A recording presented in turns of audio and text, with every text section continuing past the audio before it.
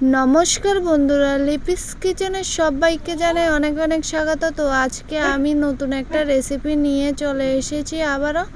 রেসিপিটি হলো আলু আর কাঁকরোল দিয়ে আমি ইলিশ মাছের মাথা রান্না করেছি।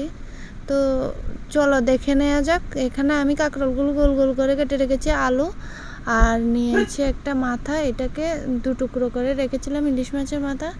তো চুলার মধ্যে কড়াই বসিয়ে দিয়েছিলাম, এখন তেলটা দিয়ে দিয়েছি।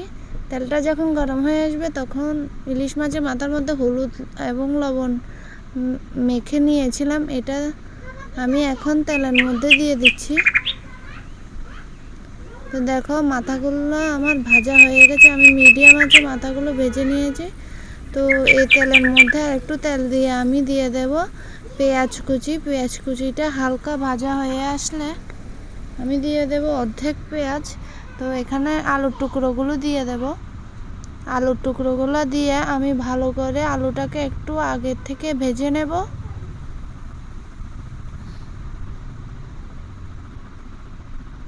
এভাবে আমি আলুর টুকরোকে ভেজে নেব।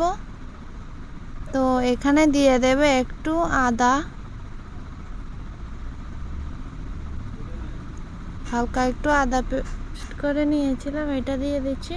তো দিয়ে দেব কাঁচা লঙ্কা, 4 থেকে 5টা কাঁচা লঙ্কা দিয়ে দেব।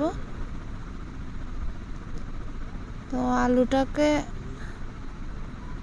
একটু ভেজে নেব আরও 2-3 মিনিট ধরে, যতক্ষণ পর্যন্ত না আলুগুলো সেদ্ধ হচ্ছে।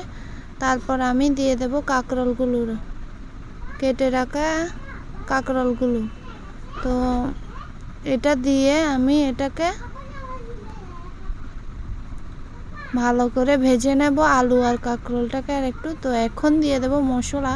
তো দিয়ে দেব আমি হলুদ গুঁড়ো আধা চা চামচ, হলুদ গুঁড়ো দিয়ে দিলাম। তো এটাকে আরও কয়েক মিনিট ধরে ভেজে নেব। একের পর এক মশলা আমি দিয়ে দেব। জিরের গুঁড়ো দিয়ে দেব, ধনের গুঁড়ো দিয়ে দেব, আধা চা চামচ করে জিরে ধনের গুঁড়ো দিয়ে দেব। তো শেষ পর্যায়ে আমি দেব লঙ্কার গুঁড়ো। তো এটাকে আমি মিডিয়াম আঁচে ভেজে নেব। লঙ্কার গুঁড়োটা দিয়ে এর মধ্যে একটু জল, হালকা জল দিয়ে, যাতে মশলাটা ভালো করে আলু এবং কাঁকরোলের ভিতরে ঢুকে যায়, এই জন্য মশলাটা ভাজার জন্য আমি লঙ্কার মধ্যে জল দিয়ে দিচ্ছিলাম। তো এখন মাথাটা আমি হাত দিয়ে ভেঙে তারপরে আমি দিয়ে দেব আলু কাঁকরোলের মধ্যে। তো বাস জলটা দিয়ে আমি এখানে জলটা পরিমাণ অনুযায়ী দিয়ে দেব, দিয়ে ঢাকা দিয়ে রেখে দেব। দেখো আলুগুলো আমার সেদ্ধ হয়ে এসে গেছে।